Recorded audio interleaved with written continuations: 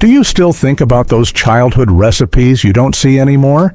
They once fed families through hard times and left flavors we'll never forget. What are we losing by letting them disappear? Cold macaroni salad with peas and pickles. This wasn't your modern pasta salad loaded with expensive ingredients. Depression-era macaroni salad stretched precious protein with whatever was available. Mothers would cook a full pound of elbow macaroni, then fold in frozen peas that had been briefly blanched, chopped sweet pickles for tang, and hard-boiled eggs when the family could afford them. The dressing was simple mayonnaise thinned with pickle juice, creating a sharp, creamy coating that made the simple ingredients sing. Families served this cold dish at church picnics, family reunions, and Sunday dinners when the weather was too hot for heavy meals. The beauty lay in its adaptability. Some families added chopped onions, others threw in leftover ham if they were lucky. Children loved finding the surprise pockets of sweet pickle, while adults appreciated how this dish could feed 8 people for less than $1. Potato pancakes with applesauce.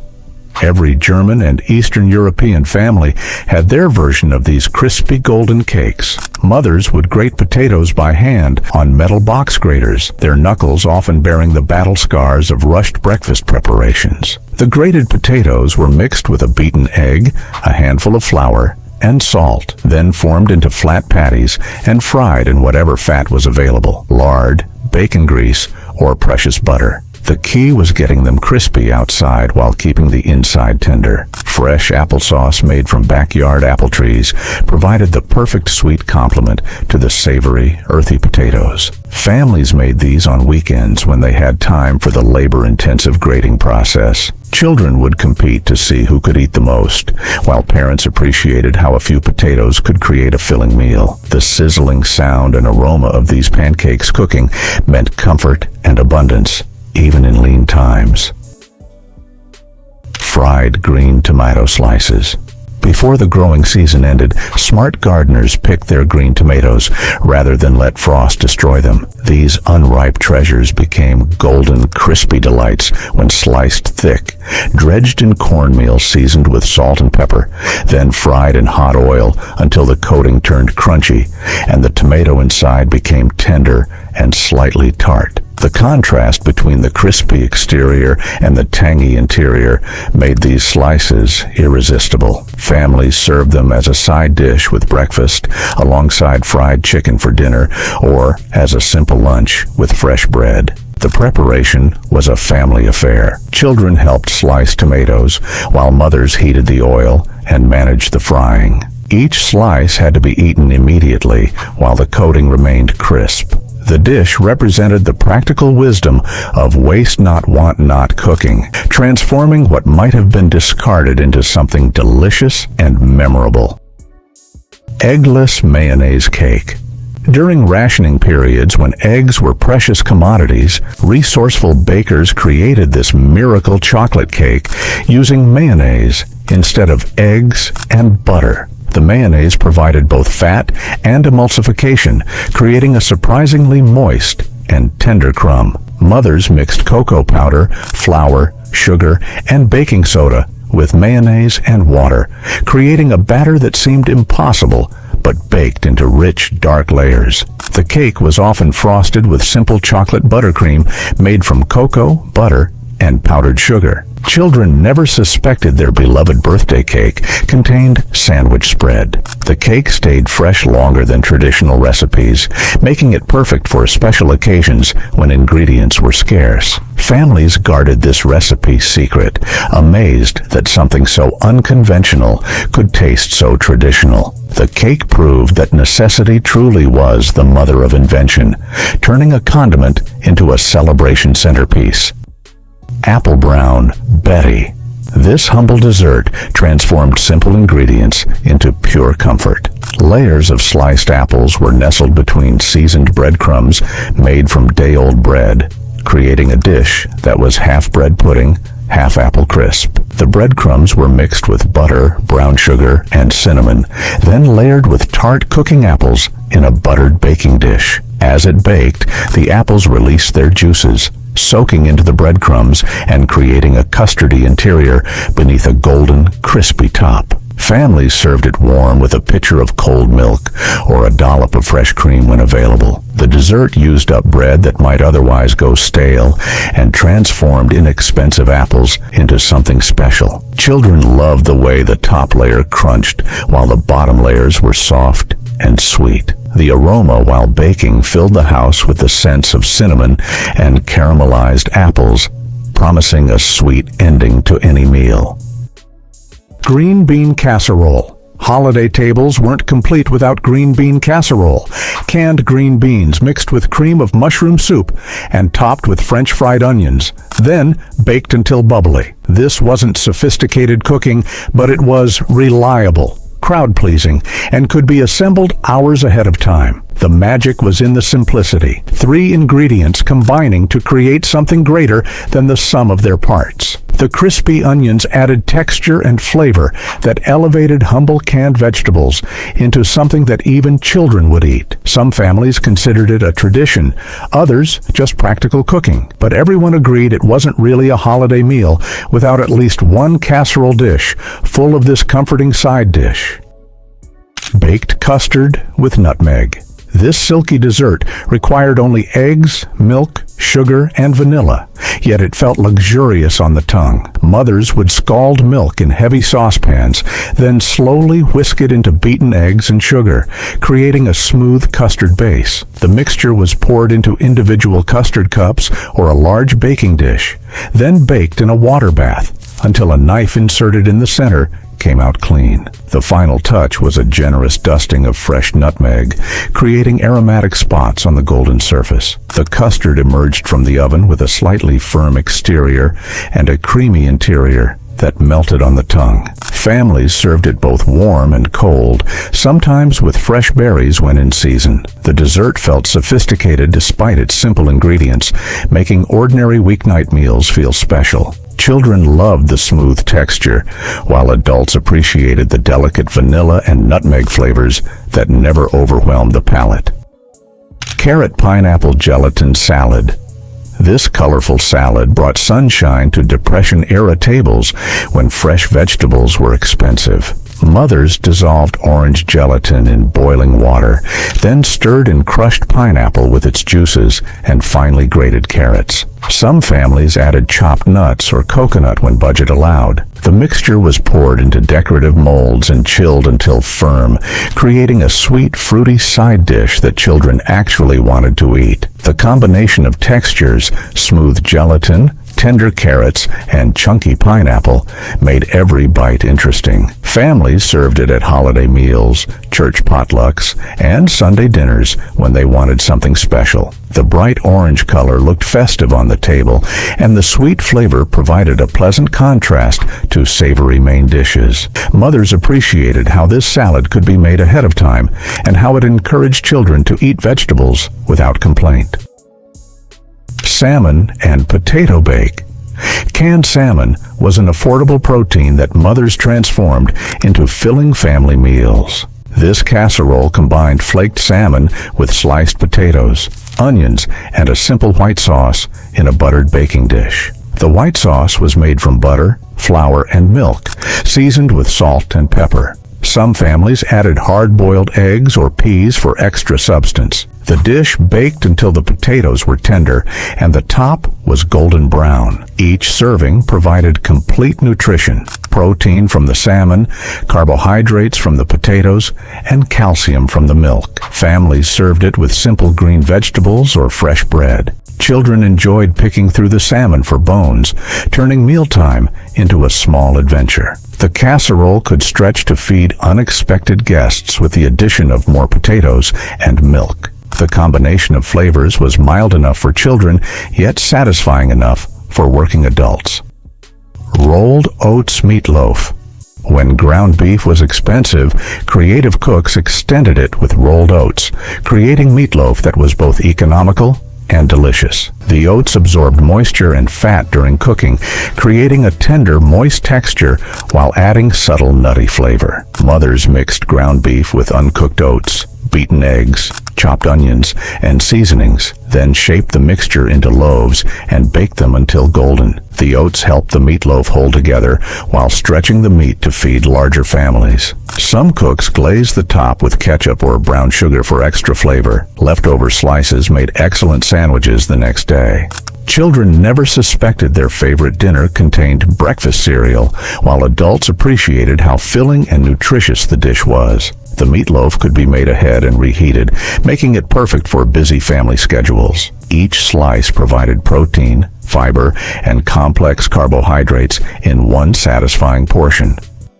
Canned Vienna sausages with crackers. These small, canned sausages were a pantry staple that could create quick meals when fresh meat wasn't available. Mothers served them cold, straight from the can, alongside saltine crackers and maybe some pickles or cheese. Sometimes they sliced them into scrambled eggs or fried them lightly for breakfast. Children loved the salty, smoky flavor and the fun of eating something that felt like fancy appetizers. The protein-packed sausages were filling despite their small size, and the crackers provided necessary carbohydrates. Families took them on picnics because they required no refrigeration and no cooking. During power outages or emergency situations, they provided reliable nutrition. The combination became a comfort food for many children who remembered it fondly as adults. While not glamorous, these simple meals filled hungry stomachs and created lasting memories of times when families made do with whatever was available. Tuna stuffed tomatoes.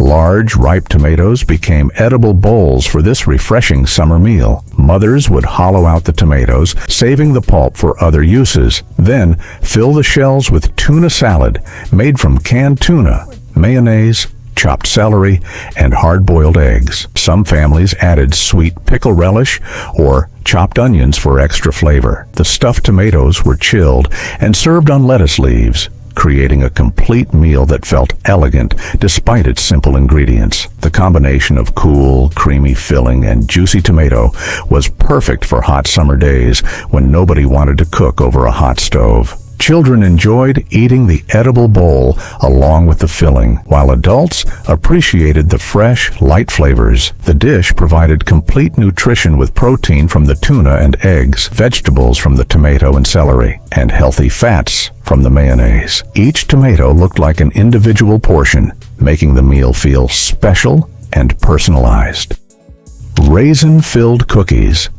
These weren't ordinary cookies, but rather small pies made with cookie dough. Mothers would roll out sweet cookie dough, cut circles, and fill half of them with a thick paste made from cooked raisins, sugar, and spices. Another circle of dough was placed on top. The edges were crimped with a fork, and the cookies were baked until golden. The raisin filling became jammy and sweet, creating a burst of flavor with each bite. Families made these for special occasions when they wanted something more elaborate than ordinary cookies, but couldn't afford expensive ingredients. Children loved the surprise of the sweet filling hidden inside what looked like a plain cookie. The cookies kept well in covered containers, making them perfect for packed lunches or afternoon snacks. The combination of crispy cookie exterior and soft, sweet interior created a satisfying contrast that made these treats memorable long after childhood ended. Sour milk biscuits. Before milk spoiled completely, resourceful cooks used slightly soured milk to create incredibly tender, tangy biscuits. The acid in the sour milk reacted with baking soda to create extra lift, resulting in biscuits that were higher and fluffier than those made with fresh milk. Mothers mixed flour, baking soda, salt, and lard or butter, then stirred in the sour milk until just combined. The dough was rolled out, cut with a glass or biscuit cutter, and baked until golden. The slight tang from the sour milk created a complex flavor that paired perfectly with butter, jam, or honey. Families served these biscuits hot from the oven for breakfast, alongside fried chicken for dinner, or as a simple snack with coffee. Children never realized these delicious biscuits were made from milk that was past its prime. The recipe represented the practical wisdom of waste not, want not cooking, turning potential garbage into golden treasures. Stewed prunes. These wrinkled fruits were transformed into a sweet, nutritious side dish through slow, gentle cooking. Mothers would soak dried prunes overnight, then simmer them with sugar, lemon juice, and sometimes cinnamon until they were plump and tender. The cooking liquid became a light syrup that enhanced the natural sweetness of the fruit. Families served stewed prunes for breakfast alongside oatmeal or pancakes, as a side dish with pork or ham, or as a simple dessert topped with cream. The prunes provided natural sweetness and important nutrients, especially fiber and potassium. Children either loved them or hated them, but adults appreciated their digestive benefits and keeping qualities. The dish could be made in large batches and stored in the refrigerator for several days. The deep, wine-like flavor of the cooked prunes provided a sophisticated taste that elevated simple meals into something more special. Hominy with butter and salt. This Native American corn preparation became a staple side dish in many households. Dried corn kernels were treated with lye to remove the hulls, creating large, puffy white kernels with a unique, chewy texture. Mothers would heat canned hominy in a saucepan, then stir in butter and season generously with salt and pepper. Some families preferred it fried until lightly browned, while others served it creamy and soft. The mild corn flavor provided a neutral base that paired well with strongly flavored main dishes like ham, sausage, or fried chicken. Children were often puzzled by the unusual texture, but most learned to love its corny sweetness and satisfying chew. The dish was filling and inexpensive, providing carbohydrates and some protein. Hominy could stretch other ingredients in casseroles or soups, making it valuable for feeding large families on tight budgets. Each kernel burst with authentic corn flavor that reminded families of their agricultural roots. Pickled pig's feet. This preserved meat delicacy required patience, but provided protein that could last for weeks without refrigeration. Butchers would clean and split pigs' feet, then pack them in jars with vinegar, salt, spices, and sometimes onions and bay leaves. After weeks of curing, the meat became tender and tangy, with a rich, gelatinous texture. Families served them cold as appetizers, chopped them into salads, or ate them as snacks with crackers and beer. The vinegar preserved the meat naturally, while adding sharp flavor that cut through the rich fattiness. Children were often curious but hesitant to try them, while adults appreciated both the flavor and the economical use of parts that might otherwise be wasted. The pickled feet provided collagen and protein, and the preservation method meant they could be stored without electricity. Each bite delivered intense flavor and satisfying chewiness that made them memorable, whether loved or loathed. Creamed spinach on toast. Fresh spinach was transformed into a creamy, comforting dish that even children would eat. Mothers would cook fresh spinach until wilted, then chop it finely and fold it into a rich white sauce made from butter, flour, and milk. The mixture was seasoned with salt, pepper, and sometimes nutmeg, then served hot over toasted bread. The combination of earthy spinach, creamy sauce, and crispy toast created textural contrast in every bite. Families served this as a light lunch or dinner when meat wasn't available, or as a side dish with simple proteins. The white sauce made the somewhat bitter spinach palatable to young taste buds, while the toast provided substance and carbohydrates. Adults appreciated getting iron-rich vegetables into their children's diets through this appealing preparation. Each serving felt substantial and satisfying, proving that vegetables could be just as filling as meat when prepared thoughtfully and served generously. Beef heart stew.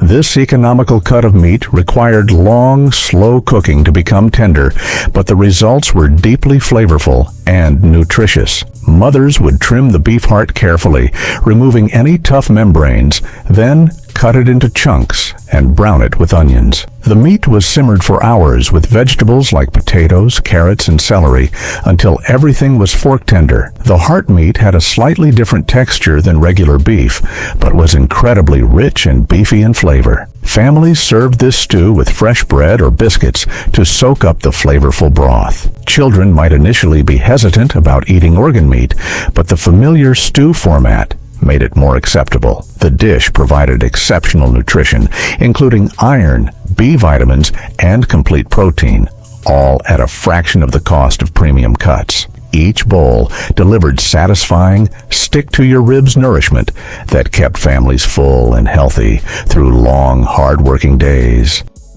Creamed celery casserole. This elegant side dish elevated humble celery into something special enough for holiday tables. Mothers would slice fresh celery stalks and cook them until just tender, then layer them in a buttered casserole dish with a rich cream sauce and buttered breadcrumb topping. The cream sauce was made from butter, flour, milk, and sometimes chicken broth, creating a velvety coating for the tender celery. The dish baked until the top was golden and bubbly. The mild, fresh flavor of celery paired beautifully with the rich cream sauce, while the crunchy topping added textural interest. Families served this alongside roasted meats or as part of elaborate holiday spreads. Children appreciated the creamy sauce, while adults enjoyed the sophisticated flavors. The casserole could be assembled ahead of time and baked when needed, making it perfect for entertaining. Each serving provided vegetables in an appealing, comfort food format that made healthy eating feel indulgent. Rice and raisin casserole. This sweet savory side dish combined simple ingredients into something unexpectedly delicious. Mothers would cook rice until tender, then mix it with raisins, butter, and sometimes nuts or coconut. The mixture was baked in a buttered casserole dish until heated through and lightly golden on top. Some families added a touch of cinnamon or vanilla for extra flavor. The combination of fluffy rice, sweet raisins, and rich butter created a comforting dish that paired well with both sweet and savory main courses.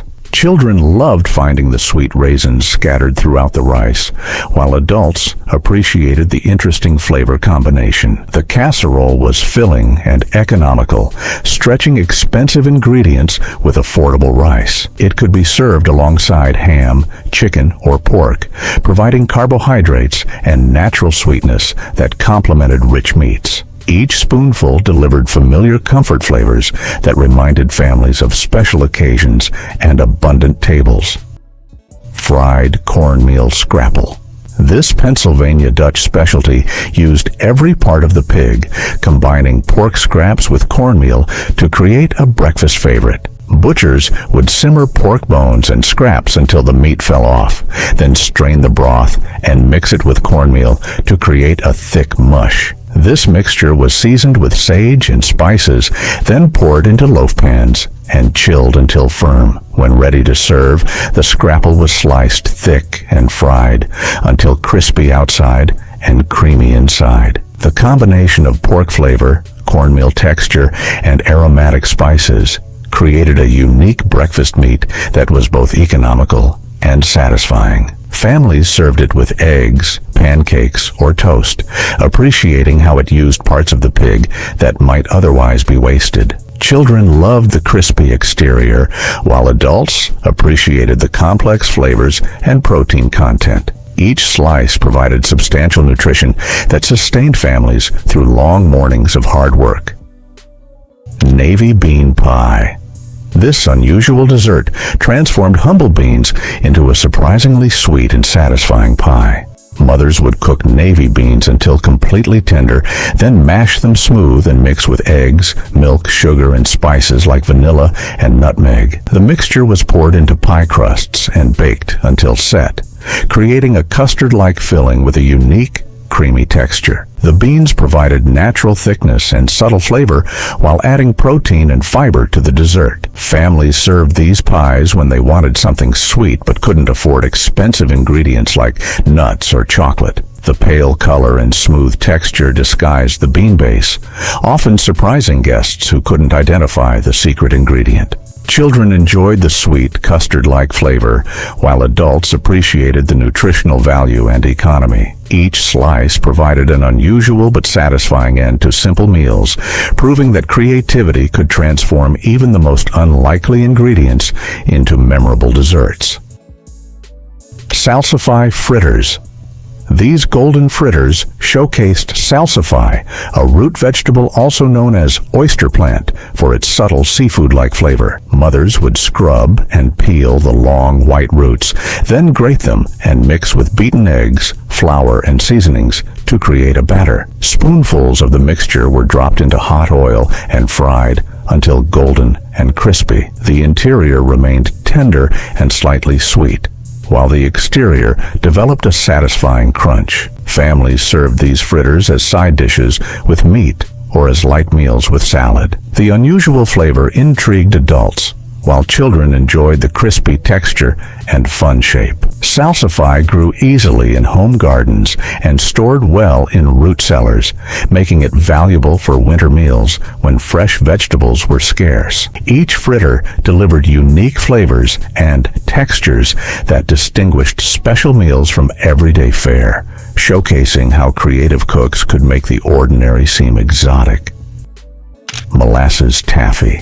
This old-fashioned candy required patience and teamwork, but created sweet memories along with sweet treats. Mothers would boil molasses with sugar and butter until it reached the proper temperature, then pour it onto buttered platters to cool slightly. When cool enough to handle, family members would take turns pulling the taffy, stretching it repeatedly until it became light-colored and chewy. The pulling process incorporated air and changed the texture from hard to tender. The finished taffy was cut into pieces and wrapped in wax paper for storage. Children loved participating in the pulling process, working in pairs to stretch the warm candy back and forth. The deep molasses flavor was intense and satisfying, providing sweetness that lasted long after eating. Each piece represented family cooperation and old-fashioned fun, creating traditions that lasted far beyond the candy itself.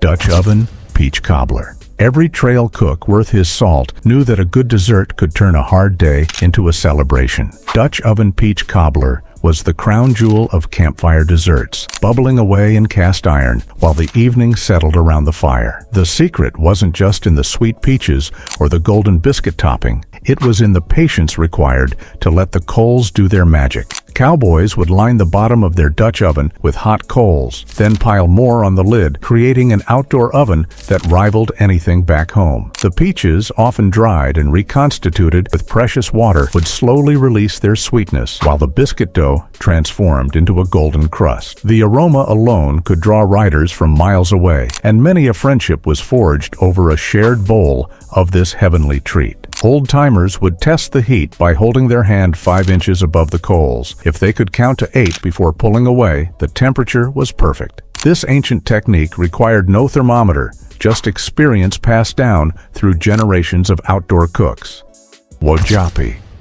This sacred berry sauce holds the title as one of the most important foods in Lakota culture. Wojapi isn't just a sauce, it's liquid tradition passed down through generations of native mothers and grandmothers. The word itself means pudding in Lakota, but calling it pudding doesn't do justice to its deep cultural meaning. Making wojapi requires patience and respect for the ingredients. You start with whatever berries nature provides. Chokecherries, blueberries, or strawberries work best. The berries get crushed and mixed with water, then slowly cooked until they release their natural sugars. Some tribes add a touch of honey or maple syrup, but traditional wojapi relies on the fruit's own sweetness. The magic happens during the slow cooking process. As the berries break down, they create a thick, rich sauce that coats the back of a spoon. This isn't meant to be eaten alone. Wojapi serves as a companion to fry bread, wild game, or even modern dishes like pancakes. The Lakota people consider wojapi essential for ceremonies and gatherings where sharing food strengthens community bonds. Sourdough flapjacks.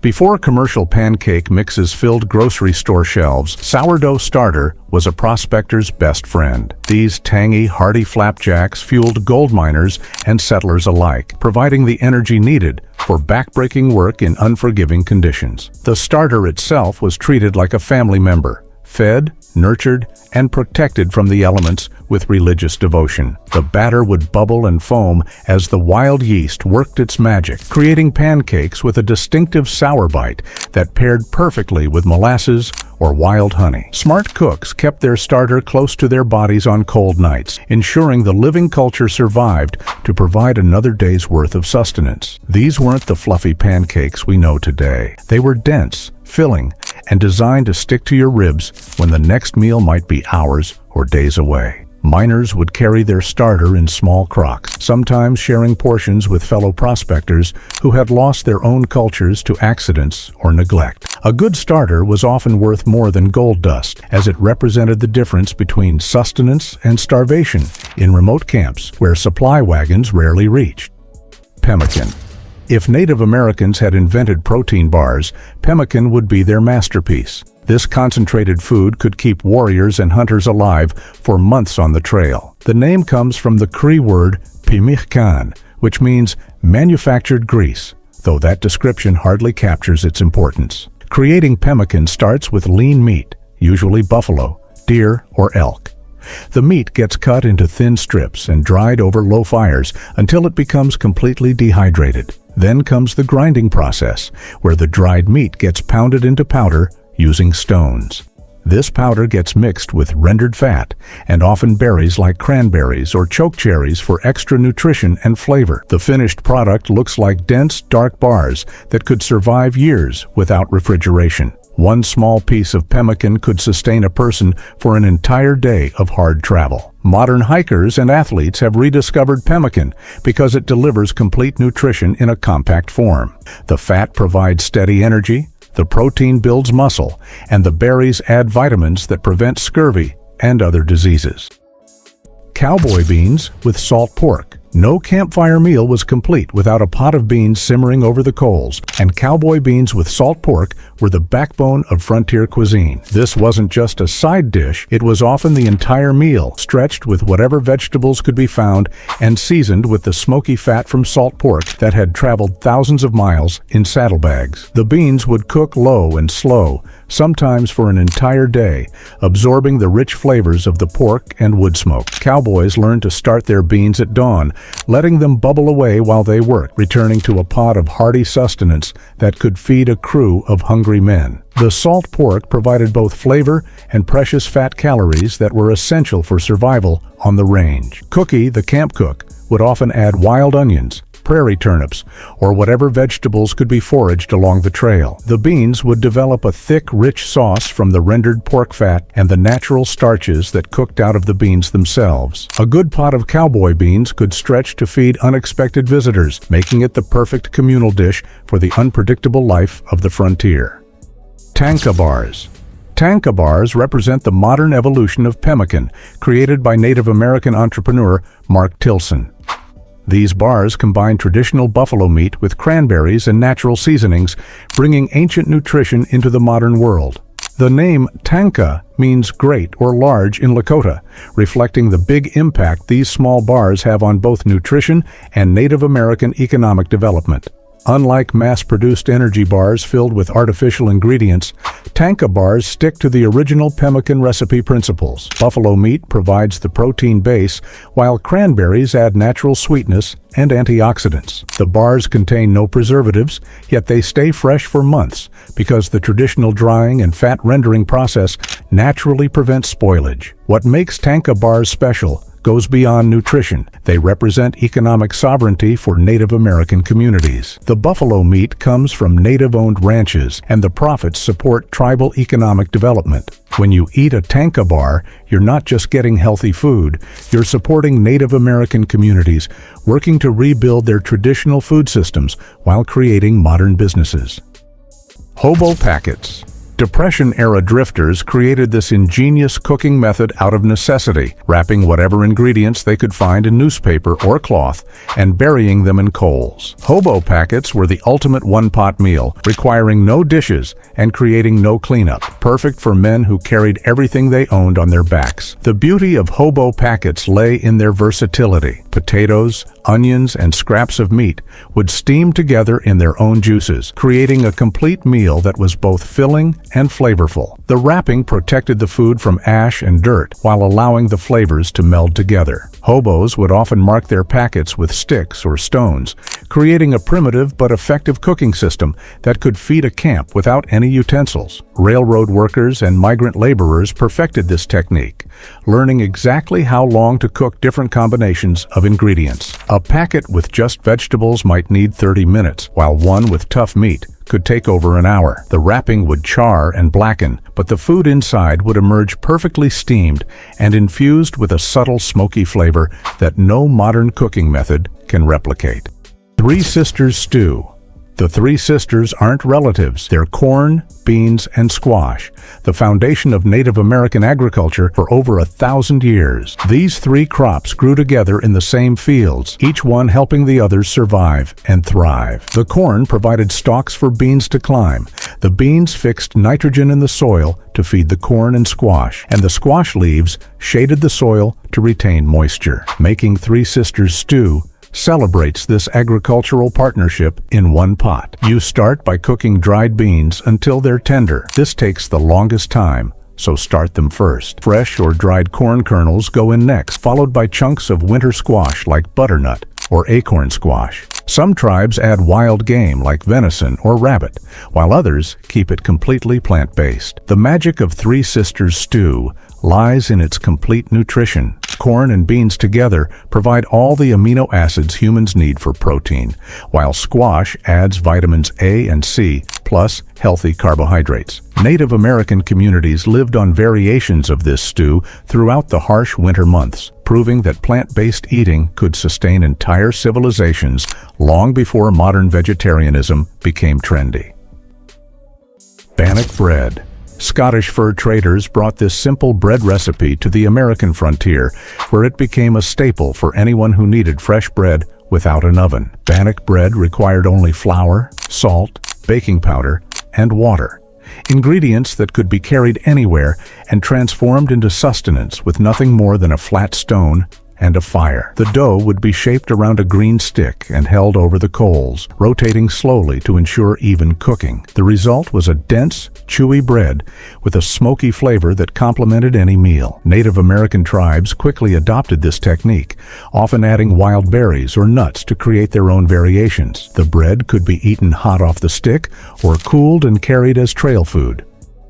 Bison bone broth. Long before bone broth became a trendy health food, Native American tribes were simmering bison bones for days to extract every bit of nutrition from these massive animals. Bison bone broth provided essential nutrients during harsh winters when fresh food became scarce. The cooking process extracted collagen, minerals, and marrow from the bones, creating a rich, healing broth that could sustain entire families. Making traditional bison bone broth requires patience and planning. Large leg bones and knuckle bones get cracked open to expose the marrow, then placed in skin-lined pits with hot stones and water. The cooking process takes 24 to 48 hours, with fresh hot stones added regularly to maintain the simmering temperature. Some tribes added wild vegetables like prairie turnips or lamb's quarters for extra nutrition and flavor. The finished broth has a rich, golden color and gelatin-like consistency when it cools. This natural gelatin helps heal gut problems and joint pain, while the minerals strengthen bones and teeth. Modern research has confirmed what Native Americans knew instinctively. Bone broth provides nutrients that are almost impossible to get from other sources,